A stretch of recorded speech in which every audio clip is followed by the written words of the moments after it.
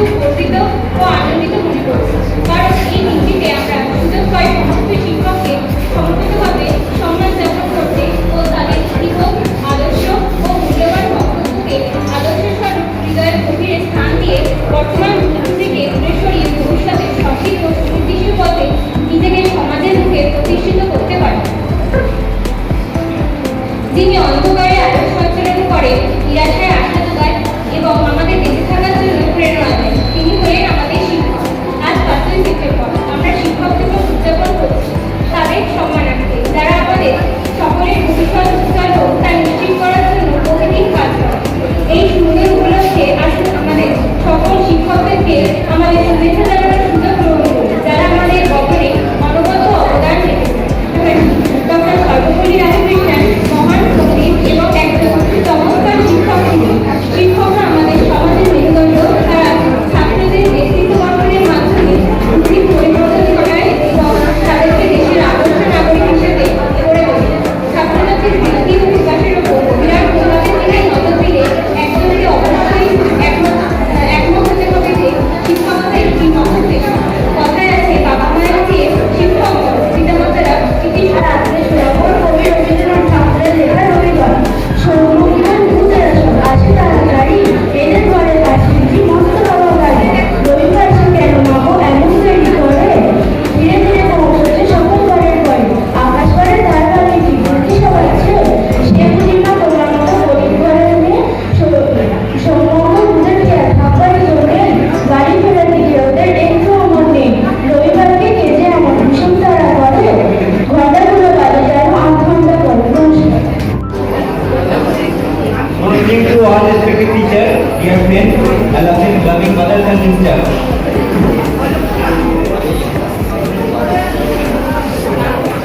It's my humor and extreme privilege to stand here today. On this important day, I want to express my feeling for those who are considered the backbone of any society, the teachers. I am sure when I saw this, I am speaking the behalf of all the to move on. They tell us that it's not so bad to fall every time we want to achieve something.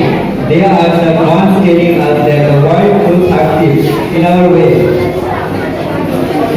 When we are accepting in the last list, the brief guide us that there will always be that one.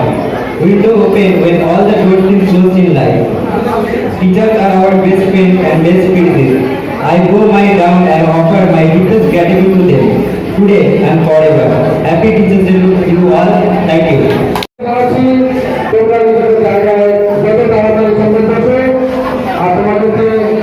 এখন tiffin serve করা হবে।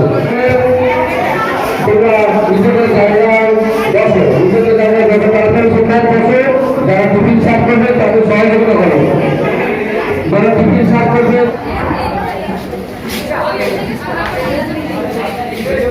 এখন আমি সুভাষ রায় মহাশয়কে কিছু বলার জন্য ডেকে নেব। শুভ সন্ধ্যা, সবাই শান্ত হয়ে বলবো। আচ্ছা, কে কে এখন টিফিন পাওনি? শুনলাম অনেকের অনেক কিছুই বক্তব্য এখানে দিলেন, আর সব থেকে ভালো লাগলো যে আজকে মাস্টারমশাই এবং ছাত্ররা মিলিত হয়ে সবাই কিন্তু বন্ধুর মতো হয়ে গেছে। মাস্টারমশাইরাও ভুলে গেছে আমরা শিক্ষক না, আজকে আমরা ছাত্র। কারণ তাদের সেই ছাত্রদের দেখে সেই ছাত্রদের যে উন্মাদনা সেটা মাস্টারমশাইদের মধ্যে এসে গেছে, এবং খুব ভালো লাগলো এটা যে এই একটা দিনে সবাই মিলেমিশে একাকার হওয়া যায়। এই জন্যে মাস্টারমশাইদের তরফ থেকে এবং আমি এই ছাত্রদের আজকে সমবেত হওয়ার জন্য প্রত্যেক ছাত্রকে আমি অভিনন্দন জানাচ্ছি যে এই মাস্টারমশাইদের সঙ্গে এসে মানে একাগ্রভাবে মিশে তাদের সঙ্গে বন্ধুত্বমূলক আচরণ এবং তাদের বন্ধুত্ব ভাবটাকে জাগিয়ে তুলতে পারার জন্য সমস্ত ছাত্রকে আমি অভিনন্দন জানাচ্ছি।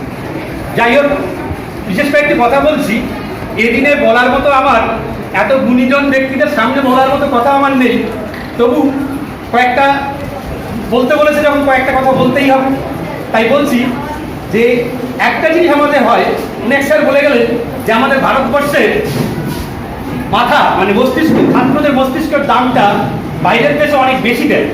এর একটা কারণ কি বলা যেতে পারে? এর একটা কারণ হলো আমাদের দেশে দুটো পার্লামেন্ট চলে। একটা পার্লামেন্ট কারা চালায়? দেশের নেতারা। আরেকটা পার্লামেন্ট কোথায় চলে জানা আছে? জানা নেই। আরেকটা পার্লামেন্ট চলে চায়ের দোকান, ঠিক আছে? এই দুটো পার্লামেন্ট সমানভাবে চলে। চায়ের দোকানে একটি পার্লামেন্টে কি আলোচনা হয়? সৌরভ গাঙ্গুলি ব্যাগটা ঠিকভাবে ধরতে পারেনি, হয়তো যিনি বলছেন তিনি কোনোদিন ব্যাগ ধরেন, কিন্তু তিনি সৌরভে ভুলটা ধরতে পারেন। তার মানে এই যে গসিপ হয়, এই যে আলোচনা হয়, আচ্ছা এই যে কথাটা বলছে কাকে বলছে? কোনো একজন শ্রোতা তো আছে। তার মানে কি, ভালো করে কিছু শিখতে গেলে আগে ভালো করে শুনতে হয়। ভুল কথা বললেও শুনতে হয়। শোনার অভ্যাসটাই হলো শেখার সব থেকে বড় চাবিকাঠি, ঠিক আছে? শোনার অভ্যাসটাই হলো শেখার সব থেকে বড় চাবিকাঠি। পৃথিবীর বিভিন্ন বেশ কিছু দেশে আমি ঘুরেছি, আমার কিছু জায়গায় হয়তো মুকুলকেও সঙ্গে করে নিয়ে যেতে পেরেছি। সেই জায়গাগুলোতে গিয়ে একটা জিনিস দেখেছি, আমাদের দেশের মতো এরকম সেকেন্ড পার্লামেন্ট নেই। অর্থাৎ যে চায়ের দোকানে যে পার্লামেন্ট, এই পার্লামেন্টটা নেই। কারণ তাদেরও একমাত্রই উপায় হলো তারা যে যেটা করছে তার বাইরে সে কিছু আর জানে না, কারণ ওটাই ওকে শেখানো হয়েছে, ওটাই ও শিখেছে। আমাদের দেশে হলো সবাই সব জানে। সব থেকে বেশি আমাদের দেশে কি পাওয়া যায়? সব থেকে বেশি আমাদের দেশে কি পাওয়া যায়? ডাক্তার পাওয়া যায়। কারণ যদি কিছু হয় তাহলে সঙ্গে সঙ্গে আরেকজন বলে দেয় কি কি করতে হবে। আচ্ছা এটা কি করে হলো? এটা কি করে হলো? এত ডাক্তার কি করে হলো আমাদের দেশে? এর একটাই কারণ হলো একজনের থেকে আরেকজন শুনছে, আরেকজনের থেকে আরেকজন শুনেছে, ওর ছিল তাই এটা হয়েছে। ওখানে কিন্তু এরকম পাওয়া যায়, তার কারণ ওখানে এত। আচ্ছা আমার ভিতরে একজন শিক্ষক, একজন মা বাবা, একজন মানে অভিভাবক কখনো একজন ছাত্রকে মানুষ করতে পারে না, বা একজন ছাত্রকে ফ্লারিশ করতে পারে না যদি সে নিজে থেকে ফ্লারিশ না হয়। তাই একজন ছাত্রকে সবসময় কি করতে হয়? নিজে থেকেই করতে হবে। এইখানে সব থেকে ভালো ছাত্রকে, ছাত্রদের কি সব থেকে ভালো ছাত্রকে, সব থেকে ভালো ছাত্র ছাত্রী আছে